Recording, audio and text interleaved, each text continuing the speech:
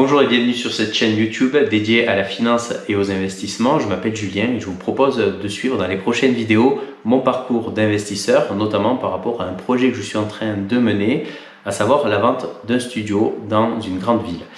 Je vais maintenant rentrer un peu plus dans les détails. J'ai signé il y a 4 jours une promesse de vente pour un studio dont je suis propriétaire depuis 12 ans à peu près. Un studio qui me rapporte 355 € par mois en continu, mais dont j'ai été contraint de me séparer. Alors pour reprendre dès le début, c'est un studio que j'ai acheté qui était en bon état au départ. J'ai fait des petits travaux de rafraîchissement, d'amélioration au niveau de l'agencement, j'ai investi dans des biens meubles et j'ai signé au départ des contrats de location meublée. Mes 2-3 premiers locataires ne sont pas restés très longtemps en place et mon locataire actuel, lui, est en place depuis 10 ans. Il paye le loyer en continu, on s'entend bien, il n'y a pas de problème. Tous les mois, j'ai un loyer qui tombe. Ce loyer, il est de 355 €, ça fait du 335 € hors charge. Et quand on déduit les frais d'assurance, quand on déduit la taxe foncière, les prélèvements sociaux, les appels de fonds trimestriels, en fait, il reste en net dans la poche 270 € par mois. J'ai jamais augmenté le loyer de ce studio parce que pour moi le plus important c'était d'avoir un locataire stable pour éviter d'avoir à faire des entrées-sorties régulières, de la paperasse, etc. J'aurais pu augmenter le loyer tous les ans comme la loi nous l'autorise avec le contexte inflationniste, mais c'était pas ça mon objectif. Mon objectif c'était d'avoir quelqu'un qui reste en place et ça a bien marché puisque depuis 10 ans il n'a pas bougé, il n'envisage toujours pas de partir.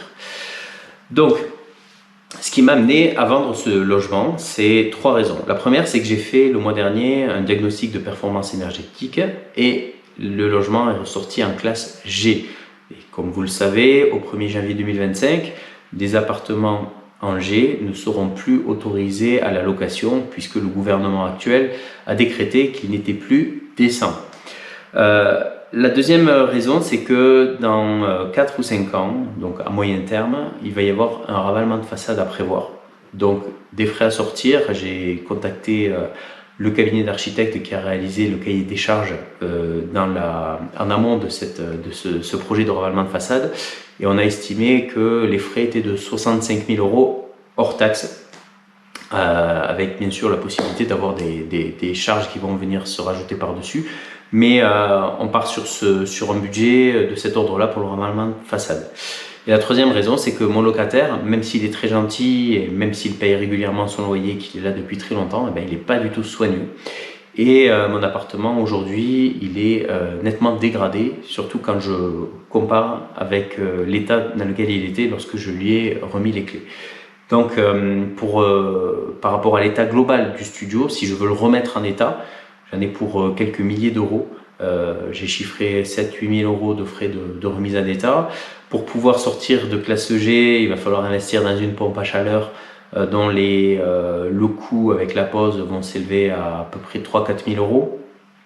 Et à cela va se rajouter dans 3-4 ans le ravalement de façade. Donc tout ça, ça fait des frais à prévoir pour un studio qui au final me rapporte 270 € par mois. Alors, il y a quand même un point dont je ne vous ai pas parlé, c'est qu'on est dans de l'hypercentre toulousain, donc un appartement qui prend de la valeur chaque année. Il y a 10 ans, quand j'ai acheté le studio, on était plutôt à 3 000 € le mètre carré. Aujourd'hui, des appartements en bon état, de petite superficie, se vendent plutôt à 6 500-7 000 € le mètre carré.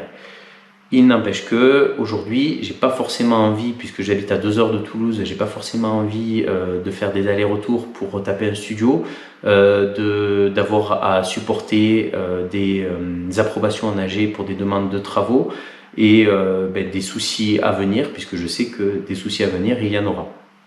Donc toutes ces raisons ont fait qu'on s'est décidé à mettre en vente le studio sur Le Bon Coin, puisque c'est la plateforme de vente qui est la plus répandue en France aujourd'hui.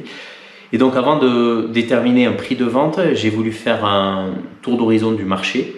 Donc j'ai créé un filtre avec des appartements qui ont une superficie identique au mien, avec un code postal identique, donc situé dans l'hypercentre de Toulouse, et avec un état similaire, hein, dans de l'ancien. Et il est ressorti 6-7 appartements dont le prix était plutôt de l'ordre de 80-90 000 euros. Donc j'en reviens au prix au mètre carré qui est aujourd'hui de l'ordre de 7 000 euros. Et comme dans mon cas, l'appartement n'est pas en bon état, comme il y a des travaux à prévoir, je me suis volontairement positionné bien en dessous, plutôt aux alentours de 4 500 euros le mètre carré, dans l'espoir de le vendre plus rapidement. Donc ma stratégie a été plutôt positive, puisque dès que j'ai publié l'annonce, j'ai eu des appels avec des visites et des offres d'achat derrière. Et j'ai retenu le profil d'une personne qui avait les fonds sur son compte. Et moi, mon intérêt, c'est d'aller au plus vite dans la vente de ce bien. Donc j'ai choisi cette personne-là qui n'avait pas d'emprunt bancaire à faire. Donc on est passé chez le notaire il y a 4 jours pour signer une promesse de vente. Alors au départ, je pensais qu'on allait signer un compromis de vente, sauf que c'est pas du tout la même chose. Et je ferai une vidéo ultérieurement pour rentrer un peu plus dans ces détails-là. Donc là, on est dans le délai légal de rétractation, c'est-à-dire que le bénéficiaire, puisqu'on est dans une promesse de vente, on ne parle pas d'acquéreur, on parle de bénéficiaire, le bénéficiaire dispose de 10 jours pour se rétracter. Et à l'issue de ces 10 jours, le dépôt de garantie qu'il a versé reste acquis s'il souhaite se désengager. Mais moi, au-delà de ça, je préfère que la vente arrive à son terme, donc que l'acquéreur ne se rétracte pas, parce que je souhaiterais pouvoir réinvestir la somme d'argent que je vais obtenir de la vente de cet appartement pour obtenir une certaine somme d'argent tous les mois, comme j'ai à ce jour. Donc j'ai plusieurs options qui s'offrent à moi. Pour l'instant, on n'a pas encore arrêté nos choix. Il y a 3 options. La première option, ça va être de partir sur un investissement pour nous. À savoir qu'aujourd'hui, on est locataire dans une résidence secondaire pour raisons professionnelles. Et notre location nous coûte 400 euros par mois. Et donc si on achète un logement, que ce soit une maison, que ce soit un appartement dans lequel on décide d'habiter, on n'aura plus ce loyer de 400 euros par mois à sortir. Donc c'est la première possibilité qui s'offre à nous. La deuxième possibilité, c'est de repartir dans un investissement immobilier, pas sur Toulouse, parce que les prix sur Toulouse aujourd'hui sont prohibitifs, mais plutôt dans une petite agglomération.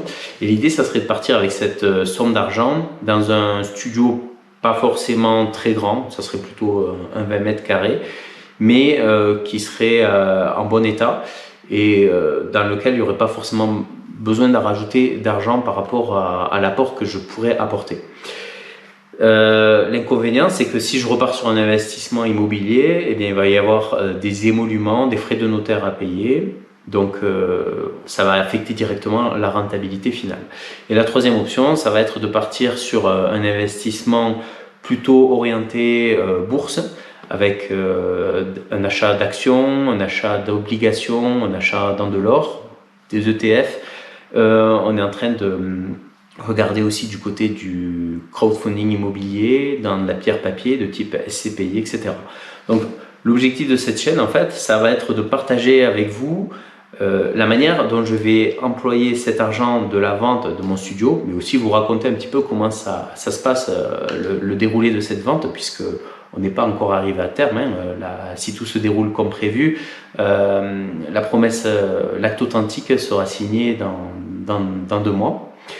Et puis partager un petit peu avec vous ma vision de l'investissement, les trucs et astuces que je pourrais partager de mes expériences passées, puisque j'étais amené à acheter au cours des dernières années, de passer plusieurs fois devant notaire. Donc j'ai un petit peu un regard à la fois d'investisseur mais aussi de bricoleur, puisque je vois assez rapidement les travaux qu'il y a à réaliser dans un logement. Et puis partager aussi avec vous des petites astuces. Par exemple, quand on passe devant chez le notaire, on doit réunir un certain nombre de documents, parmi lesquels, par exemple, il va falloir fournir un prêt-état daté, qui est un point de crispation pour bon nombre de propriétaires de biens. Et je vous proposerai dans une vidéo comment on peut compléter soi-même un prêt-état daté. Voilà, donc si ça vous intéresse, je vous remercie par avance de me suivre sur cette chaîne YouTube donc dédiée à la finance et aux investissements. Et moi je vous retrouve très bientôt pour de prochaines vidéos. À bientôt, ciao!